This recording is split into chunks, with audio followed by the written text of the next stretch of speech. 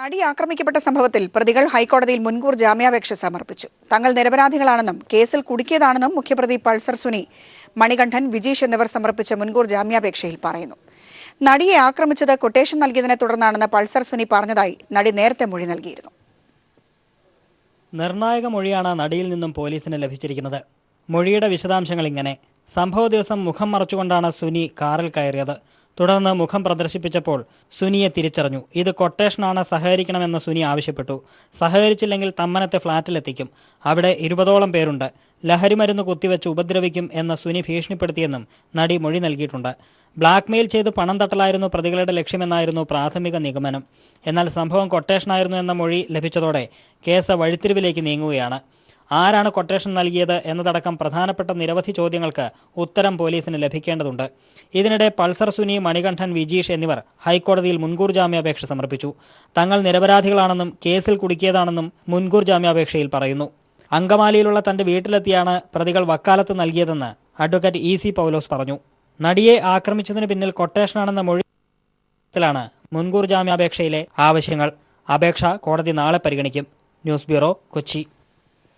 സംസ്ഥാനത്ത് ഗുണ്ടാവേട്ടയ്ക്ക് മുഖ്യമന്ത്രിയുടെ നിർദ്ദേശം. കാപ്പ ചുമത്തി ഗുണ്ടകളെ അറസ്റ്റ് ചെയ്യാനാണ് നിർദ്ദേശിച്ചിരിക്കുന്നത്. ഗുണ്ടകളുടെ ലിസ്റ്റ് ഇന്റലിജൻസ് തയ്യാറാക്കി. ജില്ലാ കളക്ടർമാർ, റേഞ്ച് IGമാർ, SP-മാർ എന്നിവർക്ക് ഗുണ്ടാ ലിസ്റ്റിൽപ്പെട്ടവരുടെ പട്ടികയും കൈമാറി. കൊച്ചിയിൽ നടിയെ തട്ടിക്കൊണ്ടുപോയി ആക്രമിച്ചതിനെ തുടർന്നാണ് ഗുണ്ടകൾക്കെതിരെ ശക്തമായ നടപടി സ്വീകരിക്കാൻ മുഖ്യമന്ത്രി നിർദ്ദേശം നൽകിയത്. ഇതനുസരിച്ച് 2010 ഗുണ്ടകളുടെ പട്ടിക ഇന്റലിജൻസ് തയ്യാറാക്കിയിട്ടുണ്ട്. ജില്ല തിരിച്ചാണ് പട്ടിക തയ്യാറാക്കിയിരിക്കുന്നത്. തിരുവനന്തപുരത്ത് 266 പേരുടെയും കൊച്ചി നഗരപരിധിയിൽ മാത്രം 85 പേരുടെയും പട്ടികയാണ് തയ്യാറാക്കിയിരിക്കുന്നത്. റേഞ്ച് IGമാർ, ജില്ലാ കളക്ടർമാർ, SP-മാർ എന്നിവർക്ക് പട്ടിക കൈമാറി. ഇന്റലിജൻസ് മേധാവിക്കാണ് മേൽനോട്ട ചുമതല. മുഖ്യമന്ത്രിയുടെ നിർദ്ദേശപ്രകാരമാണ് ഗുണ്ടകളുടെ പട്ടിക തയ്യാറാക്കിയിരിക്കുന്നത്.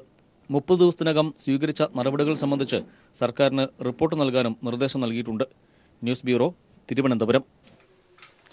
മുഖ്യമന്ത്രി പിണറായി വിജയനും CPM സംസ്ഥാന സെക്രട്ടറി കോടിയേരി ബാലകൃഷ്ണനും ആക്രമണത്തിനിരയായ ചലച്ചിത്ര നടിയെ ടെലിഫോണിൽ വിളിച്ചു. എല്ലാവിധ പിന്തുണയും ഇരുവരും വാഗ്ദാനം ചെയ്തു. ആക്രമണത്തിനിരയായ നടിയെ ടെലിഫോണിൽ വിളിച്ച് മുഖ്യമന്ത്രി എല്ലാവിധ പിന്തുണയും വാഗ്ദാനം ചെയ്തു. അക്രമികളെ ഉടൻ നിയമത്തിന് മുന്നിൽ കൊണ്ടുവരും. ഇക്കാര്യത്തിൽ സത്വര നടപടികൾ ഉണ്ടാകുമെന്നും അദ്ദേഹം നടിയെ അറിയിച്ചു. താനും സർക്കാരും പോലീസും ഒപ്പമുണ്ടാകുമെന്നും മുഖ്യമന്ത്രി വ്യക്തമാക്കി. CPM സംസ്ഥാന സെക്രട്ടറി കോടിയേരി ബാലകൃഷ്ണനും നടിയെ ടെലിഫോണിൽ വിളിച്ചു. എല്ലാവിധ പിന്തുണയും അദ്ദേഹം വാഗ്ദാനം ചെയ്തു. CPMന്റെയും വ്യക്തിപരവുമായ പിന്തുണയാണ് സംസ്ഥാന സെക്രട്ടറി വാഗ്ദാനം ചെയ്തത്. News bureau, Thiruvananthapuram. കൊച്ചിയിൽ നടിയെ തട്ടിക്കൊണ്ടുപോകാൻ ശ്രമിച്ച കേസിലെ മുഖ്യപ്രതി സുനി വീട്ടുകാർക്കും വെറുക്കപ്പെട്ടവൻ. വർഷങ്ങളായി മകനോട് സംസാരിക്കാറില്ലെന്നും വീട്ടുകാർക്ക് സുനിയെക്കൊണ്ട് ഉപകാരമില്ലെന്നും അച്ഛൻ സുരേന്ദ്രൻ പീപ്പിൾ TVയോട് പറഞ്ഞു. കുട്ടിക്കാലം തൊട്ടേ മോഷണമടക്കമുള്ള ദുസ്വഭാവങ്ങൾക്ക് ഉടമയാണ് സുനി. അതിനാൽ തന്നെ വീട്ടുകാർക്ക് ഇഷ്ടമല്ല. വീട് വിട്ടു നിൽക്കുന്ന സുനി അപൂർവമായേ വീട്ടിൽ വരാറുള്ളൂവെന്നും സഹായമൊന്നും മകനെ കൊണ്ടില്ലെന്നും അച്ഛൻ സുരേന്ദ്രൻ പീപ്പിൾ TVയോട് പറഞ്ഞു. എത്ര വർഷമായിപ്പം അവനോട് ഇങ്ങനെ പറയാൻ കിട്ടും? ഒരു 8-9 വർഷമായി എനിക്കാണ്. വീട്ടിൽ വരുമ്പം സാമ്പത്തികമായിട്ട് എന്തെങ്കിലും സഹായം എന്തെങ്കിലും ചെയ്യുമോ? ഇല്ല, ഒന്നും ചെയ്യാറില്ല. ഇപ്പം എങ്ങനെയാ ഈ കുടുംബം കഴിഞ്ഞു പോകുന്നത്? എങ്ങനെയാ? പെണ്ണുമ്പളെ മെക്കാട് വിളിക്കും. മെക്കാട് പണിക്ക് ഉണ്ട്, വാർക്കപ്പണിക്ക്. എനിക്ക് ഒന്നുമില്ല. ഞാൻ ഉഷാരൂപയാണ്. എന്തായിരുന്നു സുനിയോട് തെറ്റാണ്ടായ കാരണം? തുടക്കത്തിൽ ഇവൻ്റെ സ്വഭാവം മോശമായ രീതിയിൽ വന്നപ്പോൾ ഞാനത് വിട്ടുകളഞ്ഞു. ഞാനൊരു തെറ്റിനും പോകുന്ന ആളല്ല.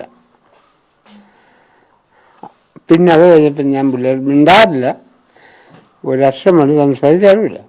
മകന്റെ സിനിമാ ബന്ധങ്ങൾ സംബന്ധിച്ച് തനിക്കറിയില്ലെന്നും അദ്ദേഹം പറഞ്ഞു. നെടുവേലിക്കുടി വീട്ടിൽ സുനി പൾസർ സുനിയായതിനു പിന്നിലെ കഥ നാട്ടുകാരനായ PK ശിവദാസ് പറയും. തൊട്ടടുത്ത നമ്മുടെ കോപ്പിടിയിൽ മുണ്ടത്തെ പൈപ്പ് മില്ലിൽ ജോലി കയറിയപ്പോൾ അവിടുത്തെ പണം മോഷ്ടിച്ചുകൊണ്ടെന്ന് പുതിയ പൾസർ ബൈക്ക് ഇറങ്ങിയ സമയത്ത് ബൈക്ക് മേടിച്ചുകൊണ്ടുവന്ന രീതിയാണ്. അതാണ് പൾസർ സുനി എന്നതിന് പേര് വരാൻ കാരണം. അന്ന് തുടങ്ങിയ ഒരു ക്രിമിനൽ വാസനയാണ്. അവിവാഹിതനായ സുനിക്ക് അമ്മയും ഏക സഹോദരിയുമാണുള്ളത്. അഭിലാഷ് നിലമ്പൂരിനൊപ്പം കൊച്ചിയിൽ നിന്ന് സമീർ വഴങ്ങോട്. സഹപ്രവർത്തകയ്ക്ക് ഐക്യദാർഢ്യം പ്രഖ്യാപിച്ച ലാലു അലക്സും. ഒരു നടിക്കെന്നല്ല മറ്റൊരു പെൺകുട്ടിക്കും ഇത്തരമൊരു ദുരവസ്ഥ ഉണ്ടാകാൻ പാടില്ലെന്നും കുറ്റവാളികളെ നീതിക്ക് മുൻപിൽ കൊണ്ടുവരണമെന്നും നടൻ ലാലു അലക്സ് മുംബൈയിൽ പറഞ്ഞു. നഗരത്തിൽ ഒരു പൊതുപരിപാടിയിൽ പങ്കെടുക്കാനെത്തിയതായിരുന്നു ലാലു അലക്സ്. ആക്രമണത്തിനിരയായ തങ്ങളുടെ സഹപ്രവർത്തകയ്ക്ക് ഒരേ മനസ്സുമായി മലയാള സിനിമാ ലോകം ഐക്യദാർഢ്യം പ്രകടിപ്പിച്ചപ്പോൾ മുംബൈയിലുണ്ടായിരുന്ന ലാലു അലക്സും കേരളത്തെ ഞെട്ടിച്ച വാർത്തയോട് പ്രതികരിച്ചു. പക്ഷെ എന്താണേലും ആ ചെയ്തത് ശരിയല്ലല്ലോ. നടിയല്ല ആരാണേലും ചെയ്തത് ശരിയല്ല.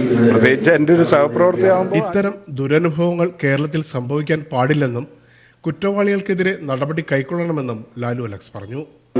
അതൊക്കെ അന്വേഷണം ഉണ്ടാകണം, കണ്ടുപിടിക്കണം. അത് ഇന്നും പേപ്പറിലും ന്യൂസിലും മീഡിയയിലെല്ലാം വന്നതുപോലെ ഒരു ഡ്രൈവർ അങ്ങനെയുള്ളവരൊന്നും കേരളത്തിൽ അങ്ങനെയുള്ള കാര്യങ്ങളൊന്നും നമ്മുടെ നാട്ടിൽ നടക്കാൻ പാടില്ല. മുംബൈയിൽ വസായി ആസ്ഥാനമായ മലയാളി സമാജത്തിന്റെ വാർഷികാഘോഷ പരിപാടിയിൽ മുഖ്യാതിഥിയായി എത്തിയതായിരുന്നു Lalu Alex. Premlal, news bureau, Mumbai. കൊച്ചിയിൽ നടി ആക്രമിക്കപ്പെട്ട സംഭവത്തിൽ തമിഴ് താരസംഘടന നടികർ സംഘവും രംഗത്ത്. കുറ്റവാളികളെ ഉടൻ പിടികൂടണമെന്നാവശ്യപ്പെട്ട് മുഖ്യമന്ത്രിക്ക് കത്തയച്ചു. നടിക്ക് പിന്തുണയുമായി ബോളിവുഡ് താരങ്ങളടക്കം ഇന്ത്യൻ സിനിമാ ലോകം ട്വിറ്ററിലൂടെയും രംഗത്തെത്തി. തെന്നിന്ത്യൻ താരങ്ങളായ വിശാലും സാമന്തയും സിദ്ധാർത്ഥും ട്വിറ്ററിലൂടെ പിന്തുണ അറിയിച്ചു.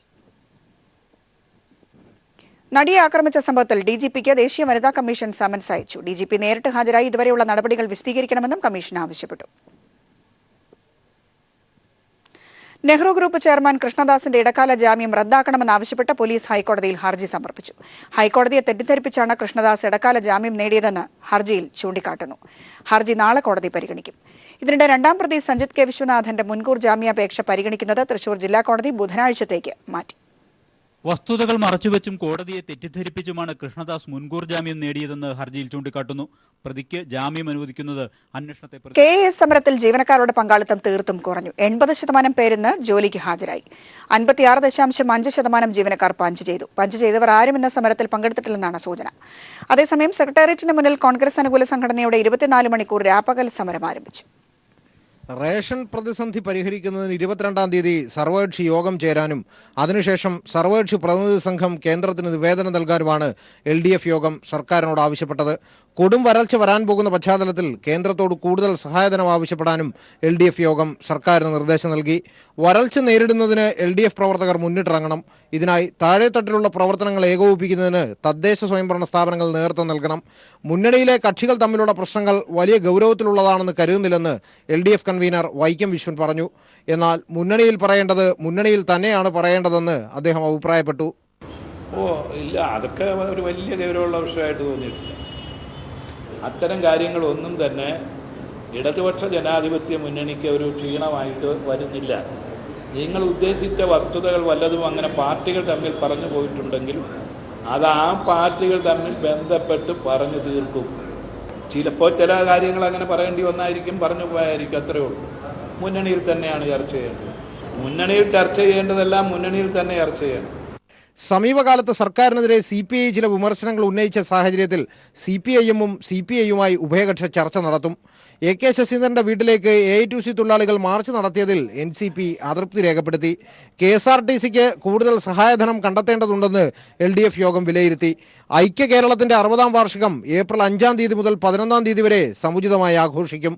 കേരള അഡ്മിനിസ്ട്രേറ്റീവ് സർവീസുമായി ബന്ധപ്പെട്ട കാര്യങ്ങൾ മുന്നണിയിൽ നേരത്തെ ചർച്ച ചെയ്ത് നിലപാട് കൈക്കൊണ്ടതാണെന്നും അദ്ദേഹം വാർത്താസമ്മേളനത്തിൽ വ്യക്തമാക്കി. News bureau, Thiruvananthapuram.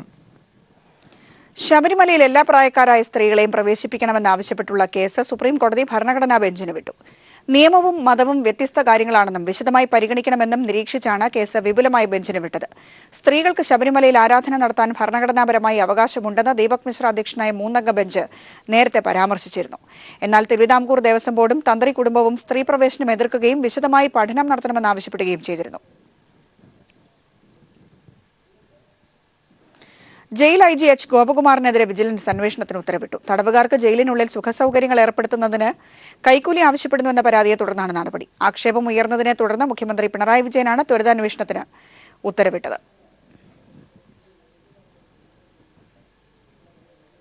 വിജിലൻസ് കോടതി അനാവശ്യ വ്യവഹാരങ്ങൾക്ക് മുതിരരുതെന്ന് ഹൈക്കോടതി. ശങ്കർ റെഡ്ഡി ഉൾപ്പെടെയുള്ളവർക്ക് DGPയായി പ്രമോഷൻ നൽകിയത് സംബന്ധിച്ച കേസ് പരിഗണിക്കവെയാണ് കോടതിയുടെ വാക്കാലുള്ള പരാമർശം. മുൻ സർക്കാരിന്റെ കാലത്ത് മന്ത്രിസഭാ യോഗം എടുത്ത തീരുമാനം നിയമവിരുദ്ധമാണെന്ന ത്വരിത പരിശോധനാ റിപ്പോർട്ടിലെ പരാമർശമാണ് ഹൈക്കോടതിയുടെ വിമർശനത്തിന് ഇടയാക്കിയത്. മന്ത്രിസഭാ യോഗം എടുക്കുന്ന തീരുമാനങ്ങൾ നിയമവിരുദ്ധമെന്ന് പറയാൻ വിജിലൻസിന് എന്ത് അധികാരമാണുള്ളതെന്നും കോടതി ചോദിച്ചു.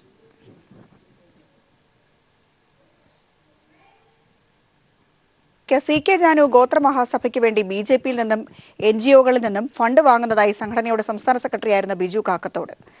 13 വർഷങ്ങളിൽ നിന്ന് വ്യത്യസ്തമായി ഇത്തവണ മുത്തങ്ങ അനുസ്മരണം ഇങ്ങനെയാണ് നടത്തിയതെന്നും ബിജു പറഞ്ഞു. ആദിവാസികളെ സംഘപരിവാർ കൂടാരത്തിലേക്ക് നയിക്കുന്നുവെന്നാരോപിച്ച് JRS വിട്ട ബിജു ഗോത്രമഹാസഭയിൽ നിന്നും NDA വയനാട് ജില്ലാ കൺവീനർ സ്ഥാനത്തു നിന്നും രാജിവെച്ചു.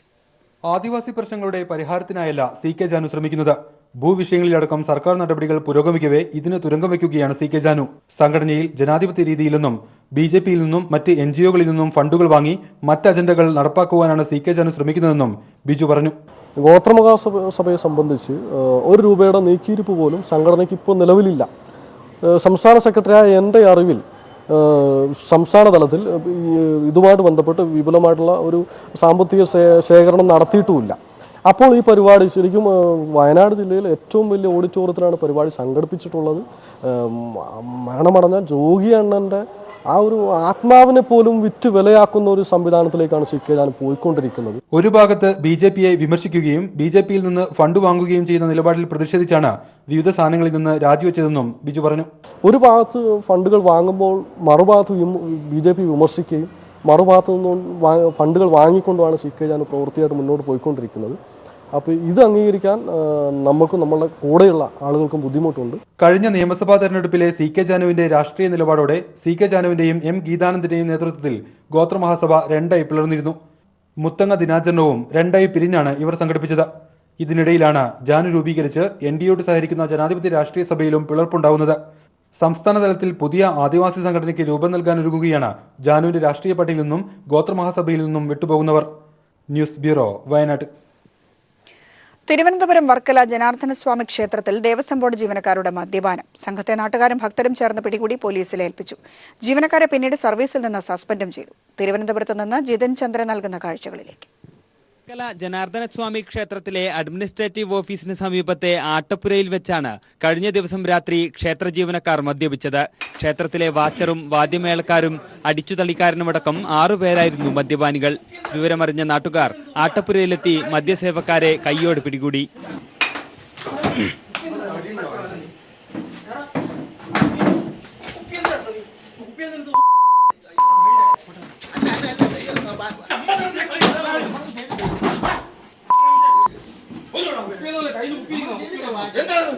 ക്രൂരമർദ്ദനത്തിന് ശേഷം ഇവരെ നാട്ടുകാർ പോലീസിൽ ഏൽപ്പിച്ചു.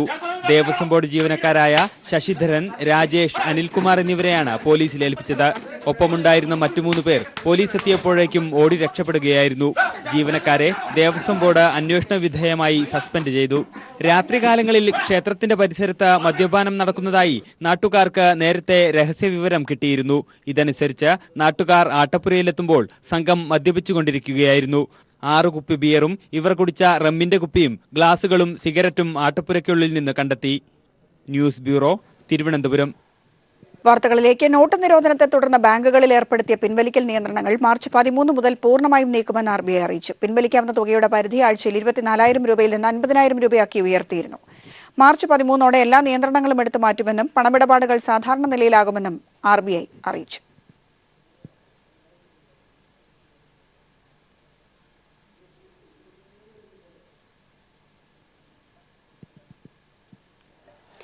ആറന്മുള വിമാനത്താവള പദ്ധതിയുടെ ഭാഗമായിരുന്ന പുഞ്ചയിലെ കൊയ്ത്തുത്സവം കൃഷിമന്ത്രി VS സുനിൽകുമാർ ഉദ്ഘാടനം ചെയ്തു. സംസ്ഥാന സർക്കാരിന്റെ നെൽകൃഷി പുനരുജ്ജീവന പദ്ധതിയുടെ ഭാഗമായി വിത്തിറക്കിയ പാടങ്ങളിലെ ആദ്യഘട്ട വിളവെടുപ്പാണ് ഇന്ന് തുടങ്ങിയത്.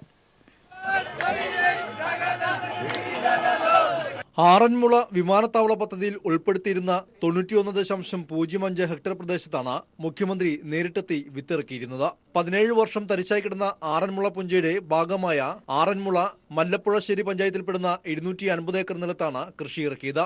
വിമാനത്താവളം അടഞ്ഞ അധ്യായമാണെന്ന് പ്രഖ്യാപിച്ച് മുഖ്യമന്ത്രി നേരിട്ടെത്തി വിത്തെറിഞ്ഞ പാടങ്ങളിലാണ് കൊയ്ത്തുത്സവം നടന്നത്. മല്ലപ്പുഴശ്ശേരി പഞ്ചായത്തിലെ പൊന്നക്കാട് പാടശേഖരത്തിലാണ് ആദ്യഘട്ട വിളവെടുപ്പിന് തുടക്കമായത്.